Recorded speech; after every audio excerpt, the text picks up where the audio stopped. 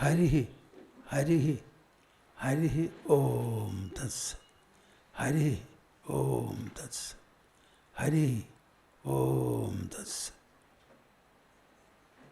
These three words are very, very important, sublime and comprehensive, also fulfilling.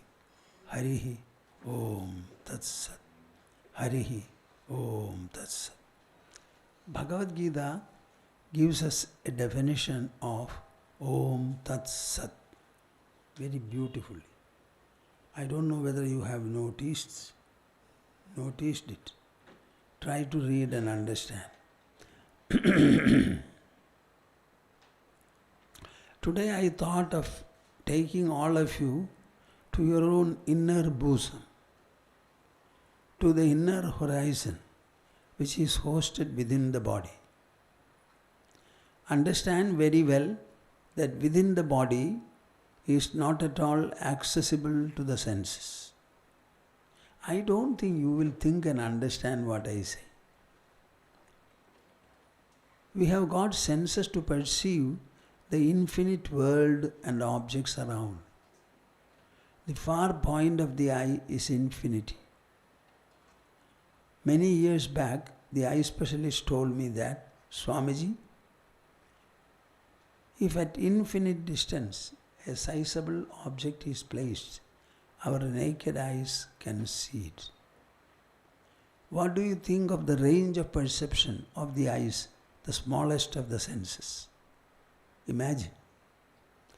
And this capacity to perceive the infinite range, the eye was given by whom? By what? Not by any external agency or power. It was imbued into it by the presence and potential that was there in the sperm and the ovum. Can you think of the finest particle? Within that there is a power and potential. That potential alone, by a process of fertilization and growth, goes on, multiplying and shaping our body. The eye was its making, the ears, the nose, the tongue and the skin. So what is the source of the power of the senses? Certainly inside. Inside the body, the senses cannot enter or penetrate. Then how do you know what is inside the body? We already know that there is a mind. We have an intelligence. A number of thoughts, feelings and emotions and memories are produced by the mind. Intelligence produces a number of inquiries. It pursues them and arrives at unalterable understanding and knowledge. You have no regard for these two, the thinking mind and the reasoning and inquiring intelligence. Both of them are also sourced from within the body. There is no source other than what is within the body for any kind of a material or physical creation or display. Therefore, what do you have to do? You have to enter within your body and unearth the supreme source. What is that supreme source? It is that sentience, the consciousness, pure and sublime. The consciousness that does not get mixed up with any modification. The pure and sublime consciousness. How to arrive at it? It is not very difficult, provided you understand it well. Our mind itself is a modified form of consciousness. Every thought and emotion are also equally so. So we have to get to a state where the consciousness is not getting modified.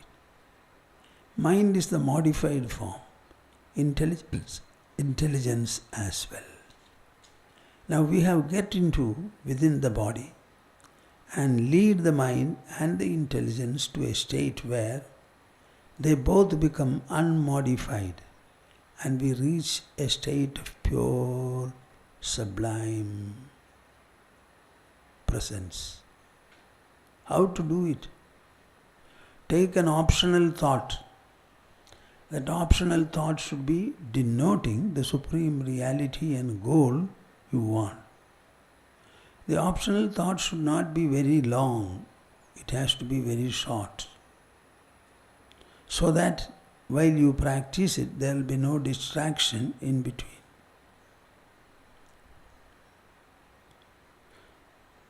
This optional thought should be retained in the mind without any distraction. That optional thought will become the best provided it implies, denotes and expresses Brahman, the supreme reality. So Shankara says in Aparokshanubhuti, I think I have quoted these verses and explained in Brahmavidya Abhyasa, reality and the method to trace it.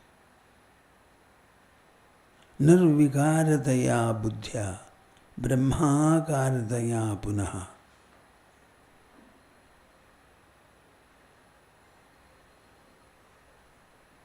We have, while entering into inside, two stages.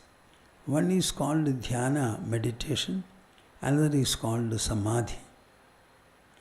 Dhyana is the first phase. When dhyana is well done and the mind becomes stable in its meditation, then the meditation will automatically lead you to samadhi. What is the difference between the two? I shall explain, but I don't think you will be subtle enough, concentric enough to understand and apply it. Brahmaivasmiti sadvritya niralambataya sthiti dhyana shabdena vikhyata paramanandadayini. Brahmaivasmiti sadvritya.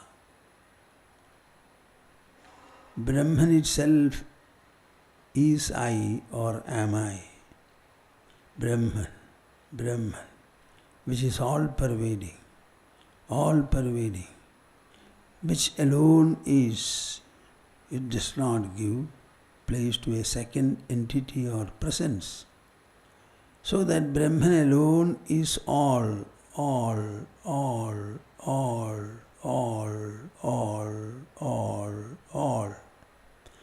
If Brahman alone is all, where is the question of a second presence? If you are Brahman. If I am Brahman. Brahmaivasmi iti. Brahman alone am I. In this way you start what? Thinking, contemplating, focusing, dwelling in. When the dwelling, Brahman alone am I, Brahman am I, Brahman is I, Brahman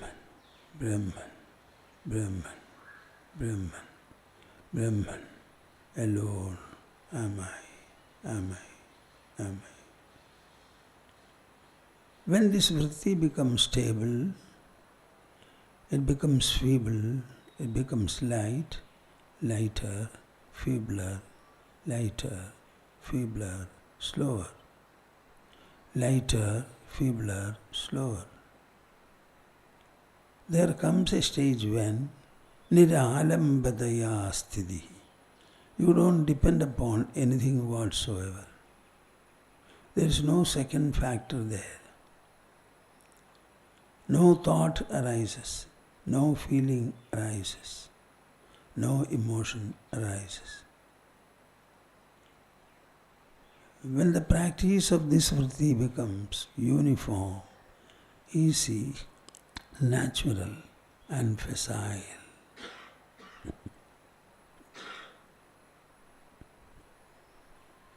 natural and easy and facile, dhyana shabdena vikhyata Paramananda dayini. It is called dhyana. Dhyana. Dhyana. Meditation. And when you are able to get at it, Paramananda dayini, you are totally away from the world objects and their impressions. No object imprint will be there within you. Very beautiful Paramananda. Nirvikarataya vrittya brahmakarataya punaha vritti vismaranam samyak. Watchful, be attentive. Don't ask questions and put yourself into trouble. Grasp. The mind has got only two states. Either it is thoughtful or it is thoughtless, thought-free. Either it is thoughtful or it is thought-free.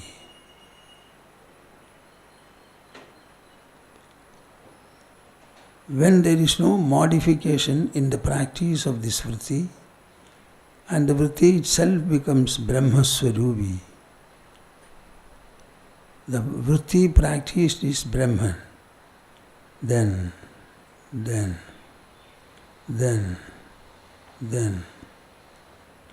the only step that will follow is vritti vismaranam samyak. Even that vritti, that thought process, that will be forgotten, that will be dropped. The mind is solely dwelling upon it. And that factor on which the mind dwells, that also ceases, drops. When it drops, samadhi, jnana samjnaka, that is called samadhi. In other words, it is jnana.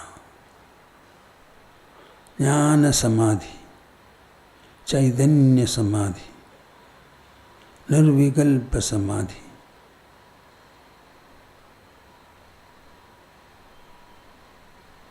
Shed all your delusions. Be not a fool. The entire source of creation is within your body. You strike it when the mind ceases. Mind is led to a thought process. That thought becomes thinner, feebler and lighter. And after some time, the very thought subsides, taking you to the very source of everything. Vritti vismaranam. It is the forgetting, the dropping of the single vritti which the mind was dwelling upon. Jnana samjnaka. Where have you reached now? You have reached a state within you, within your mind, within your intelligence, where the very source, substance is revealed. The processes have stopped and the source is reached. Can you understand this? Will you be able to know it, realize it, interpret it properly? Or you will say it is a state of blankness.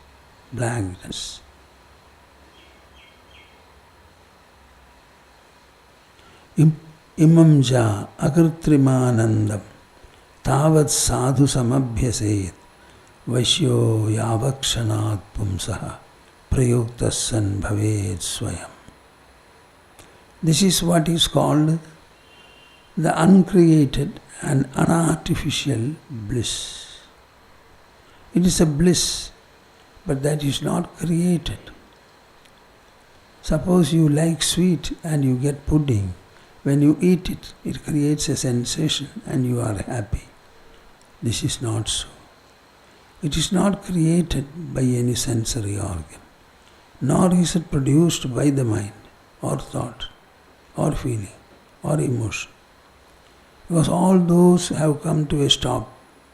Everything has stopped. And you reach a state of something, the very source of all the mental and intellectual processes. So it becomes akritrima. You have not created it. Creation was before. Practice this samadhi. Tavat sadhu samabhyasayet. Practice it well, dexterously, tenaciously.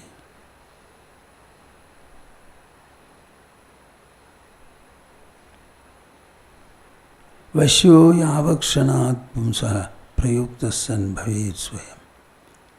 Practice it in such a manner that at any point of time you can generate it in you by a process of thought stillness, thought freeness.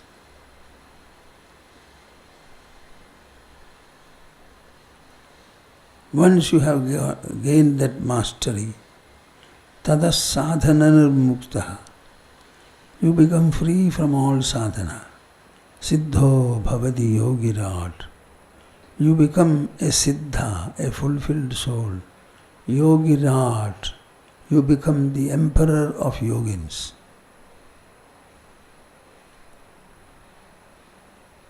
Tat swarupam najaidasya manaso vishayo giram. When you become relieved of even sadhana and you become a mukta, nobody can define his nature. He can wander like a fool, or he can be eloquent, thundering from platforms. He may write books and texts like Valmiki, Vasishtha and Vyasadeva did, Shankara did. Or he may keep quiet. Nobody can describe how he will be. He will be somebody and something. No Shastras can approach him. No Shastras can dictate to him. He himself becomes the Shastras. What he says will be the Shastra. What he does will be the Shastra.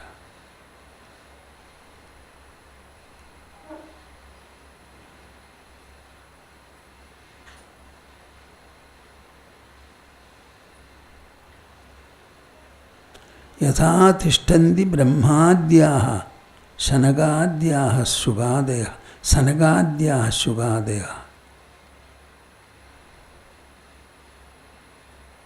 निमेषार्धं न तिष्ठन्ति वृत्तिं ब्रह्ममयीं विना.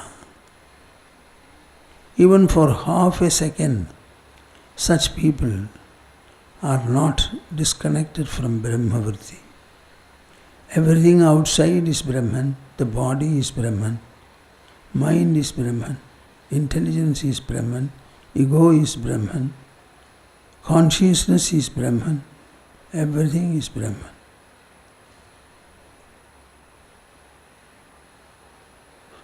निमेषार्धं न तिष्ठन्ति वृत्तिं ब्रह्ममयीं विना यथा तिष्ठन्ति ब्रह्माद्याः सनगाद्याः शुगादयः.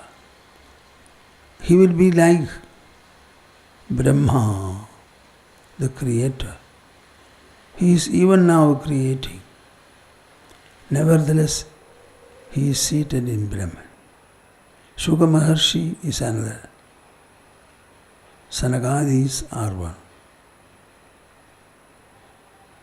My dear souls, will you remember and do manana on what I have said?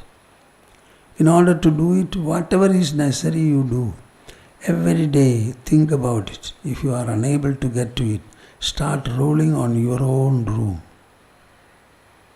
It's a very painless but very good tapasya. Roll, roll. Why am I not able to do it? It is within my body at zero distance.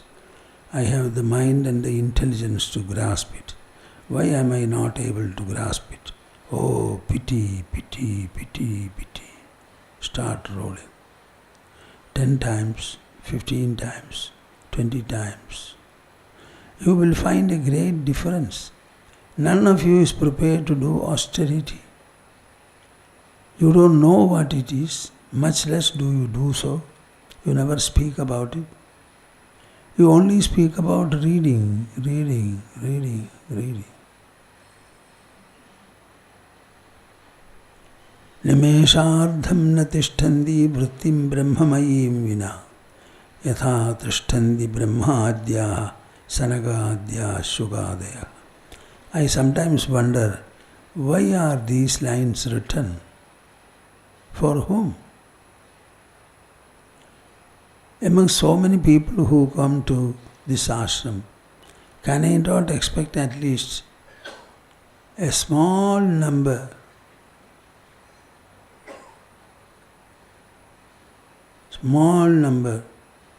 striving to get this understanding and be an embodiment of what Brahmajnana is? Maybe I am not blessed for it. Why are you listening? I don't understand. Don't listen unless you understand what you listen to. And don't understand unless you become what you have understood. This is not going to Benares, going to Kailasa or Amarnath. No, no. This is one of becoming and being. It's an inner process done by the mind and intelligence. You have the mind, you have the intelligence. Engage and engross them properly and become what you seek to know. Harihi Om Tassat. Jaya Guru, Jaya Guru, Jaya Guru.